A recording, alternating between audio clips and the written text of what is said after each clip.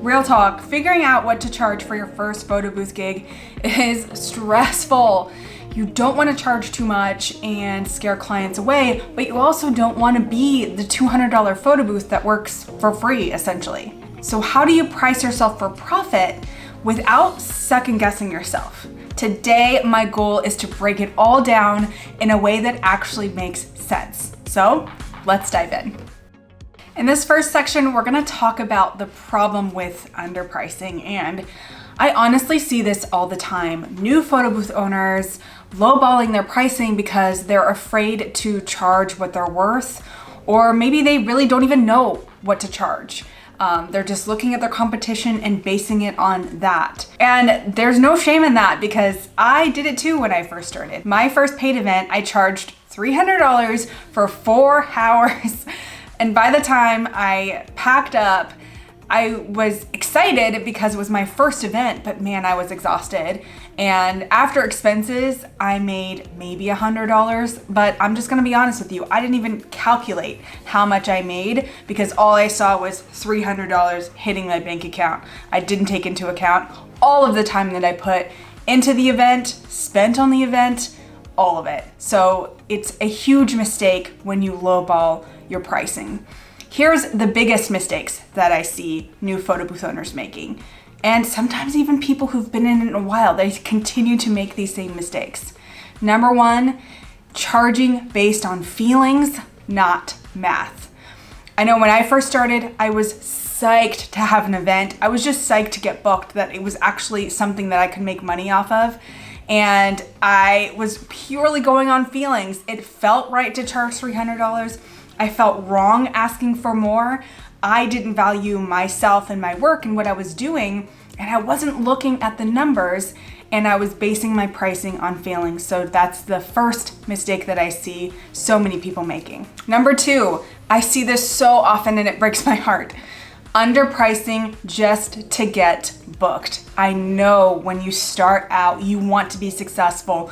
You want to hit that arbitrary number, right? That 6-figure number in that first year. And so you take every event that comes your way, no matter how little it is or how much they're asking of you. I understand the feeling of desperation. I've been there, I've done it.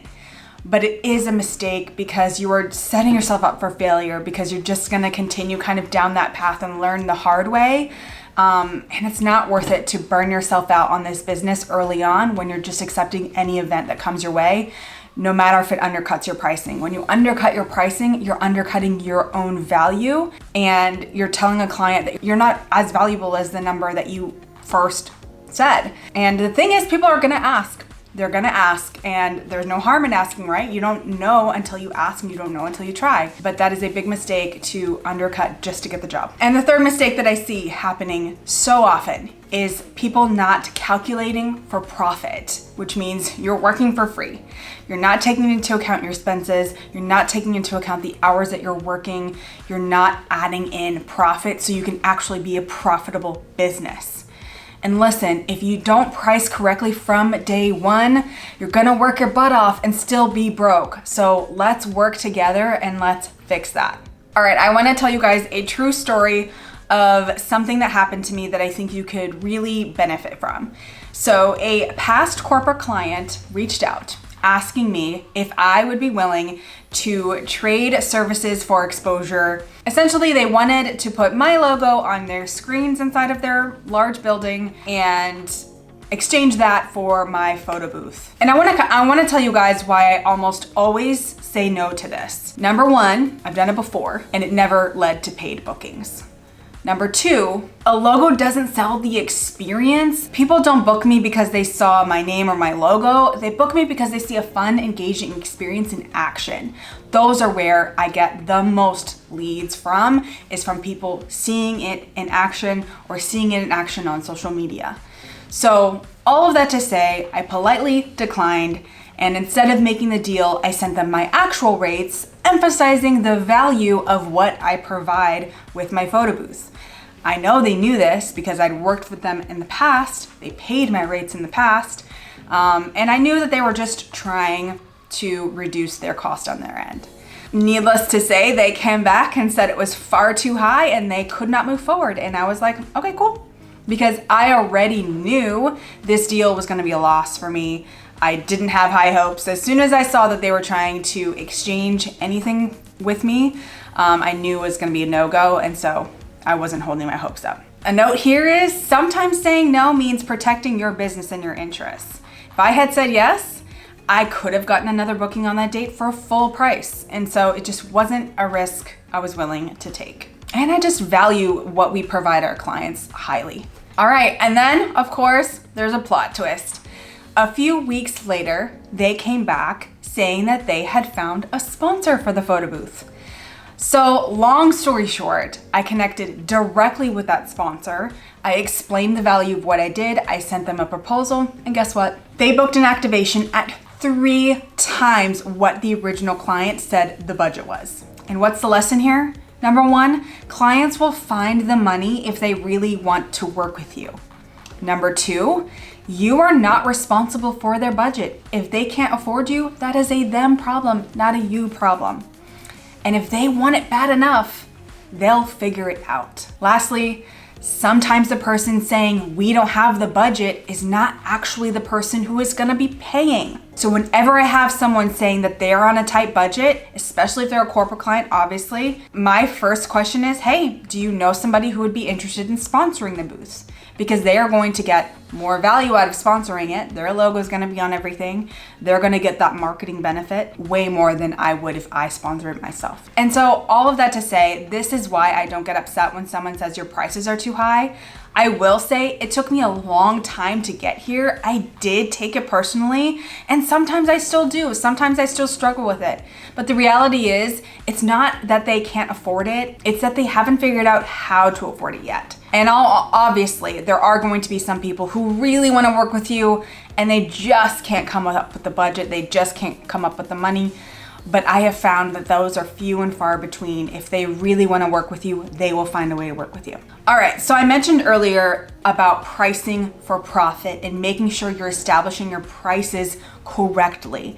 And so I'm going to walk you through that in this section. We're going to talk about your numbers, because if you don't know your numbers, you are not running a business, my friend. You are running a hobby. I know that I was running a hobby for a long time thinking I was running a business, but the fact of the matter is I did not know my numbers well enough to know what I should be pricing my photo booth at and what I should be valuing my services at. So I'm gonna walk you through these steps. So grab a notebook if you have it, grab a pen, type it up on your phone in your notes. The first step I want you to do is add up your equipment depreciation. So for example, an iPad photo booth, which if you purchased it for like $3,000, let's say you expect it to last maybe around 3 years at around 50 events per year.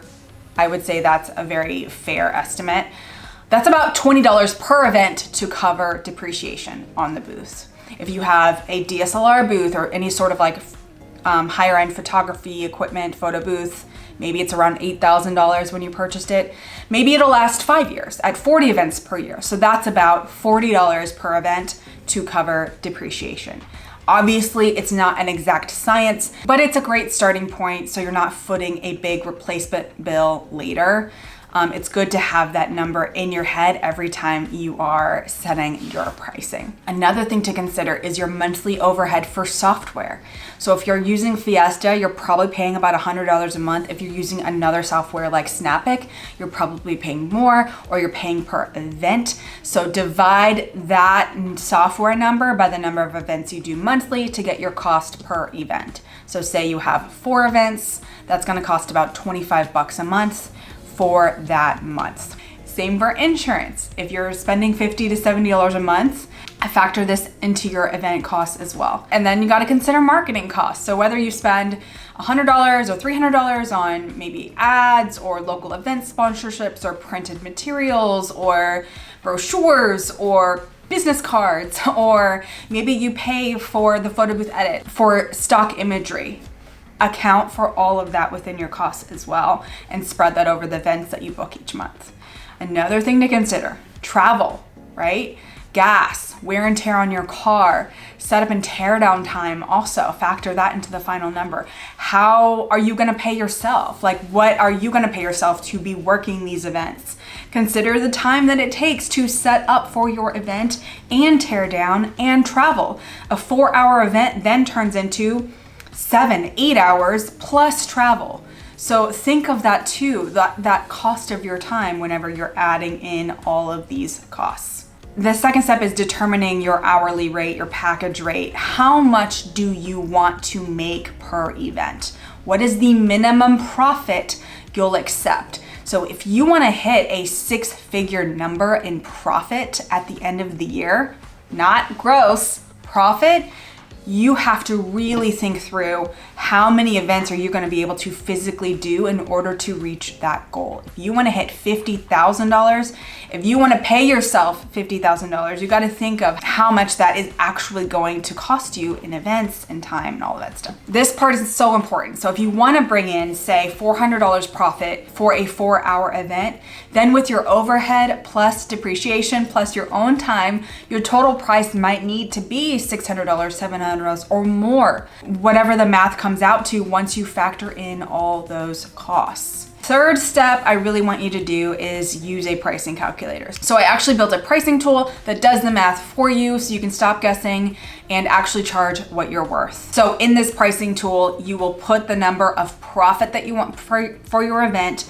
You'll add up all of those. So say your actual costs are $300 and you want $300 profit, then it will automatically, depending on the type of photo booth that you have, so if it's 360 DSLR or iPad digital, it will calculate what your package price should be for an average of 3 hours. All of that and so much more is available in the starter pack that I'll link for you below.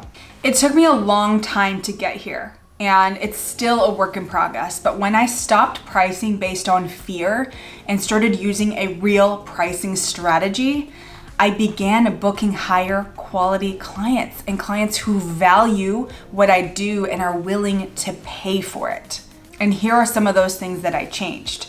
I raised my prices and I stopped apologizing for them. I stopped trying to compete on price, and I really focused on marketing value, not giving discounts. When I raised my prices, I started booking better clients, and guess what? They paid happily. There is nothing better than the feeling of having my highest package price getting booked immediately without questions, without bartering, without second guessing. Those kinds of clients are my favorite because they value what you offer and they don't second guess it at all. Listen, pricing is just one part of running a profitable photo booth business. And if you want the full strategy, pricing tools to help you calculate your package prices, real social media strategy on how to reach out to clients, outreach email templates, you've got to grab my first paid gig starter pack. It is the shortcut that I wish I had when I started, because I wouldn't have had to experience all of the trial and error that I did in that first year. You can get it at my website. At this moment, it is discounted and available because I want as many people as possible to have it, but this will only last for a short time, so make sure you go grab it if you want it. That is all I have for you guys today. I would love to hear your questions. If you ever have any questions about this, please feel free to reach out to me. An additional thing that comes with the starter pack is I follow up with you every single week over the course of 4 weeks to kind of keep you accountable, keep you on track, and give you more value as you start reaching out to clients, as you start kind of battling those, what do I say for this, what do I say for that? So I'm really excited about the starter pack. I created it just out of a desire to help you guys get your clients and start getting yourself out of that uphill battle that I see so many people encountering. And I know that battle well. I know the ups and downs of this business well. And I've seen a lot of people start this business and then fall off and not really know what to do and not knowing how to get out of that entrepreneurship cycle. So I really hope this is helpful for you guys. If you have any questions, put them down below. I try and answer all of the comments. And I look forward to seeing you guys on my next video.